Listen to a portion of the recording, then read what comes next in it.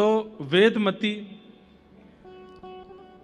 उन्होंने घनघोर तप किया, और तप के पीछे उद्देश्य क्या था कि साक्षात नारायण भगवान मुझे पति रूप में प्राप्त हो जाएं। तो वेदमती जब ये इनके वेदों के स्वरों से इनका प्रादुर्भाव हुआ था, ये अयोनिजा थी, माता पिता इनके वैसे भले ही थे पर इनका जन्म किसी माता पिता से नहीं हुआ था।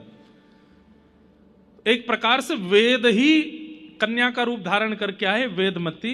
तो उन्होंने तप किया और तप करके ठाकुर जी के प्रति उद्देश्य रखा कि ठाकुर जी मुझको पति रूप में प्राप्त हों। आपकी तपस्या अंत होने वाली ही थी तभी रावण आ गया, और रावण ने इनके केश पकड़ करके इनका तप भंग करना चाहा। तो तप का कुछ क्षण ही रह गए थे तप पूर्ण होने में, तभी रावण ने आकर के इनके केश पकड़े।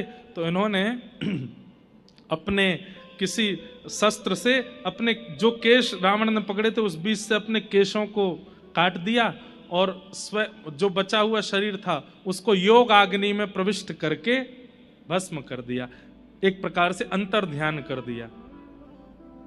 लेकिन इनकी तपस्या पूरी हो गई थी। इन्होंने जाकर के ठाकुर जी से कहा, ठाकुर जी मेरा तप तो हो गया, लेकिन रावण बीच में आ गया तो आपके दर्शन नहीं हो पाए, आप प्रकट नहीं हो पाए, अब मेरी तप का फल मुझे कब मिलेगा?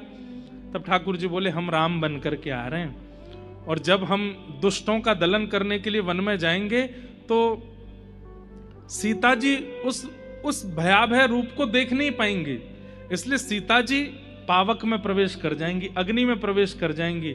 तब सीता जी का रूप धारण करके तुम आ जाना साथ में, और आगे की यात्रा, और तुम्हें बदला भी लेना है। ये रावण ने तुम्हारा जो है तप में विघ्न डाला, इसलिए तुम आगे की यात्रा में संग चलना। तुम्हारे सामने हम दुष्टों का दलन करेंगे, फिर रावण तुम्हारा अपहरण करेगा, फिर तुम्हारे रावण की नगरी में रहने के कारण ही हनुमान जी जाकर के, जैसे उसने तुम्हारी तप में विघ्न डाला, उसकी पूरी नगरी को जला देंगे, फिर हम आकर के रावण का वध करेंगे, तुमको वहां से ले लेंगे, तो तुम्हारी जो इच्छा थी कि मैं पति रूप में मिलूं ये पूरी हो जाएगी। वेद माता बोली ठीक है, और वही हुआ। जब राम जी आए तो सीता जी अग्नि में प्रवेश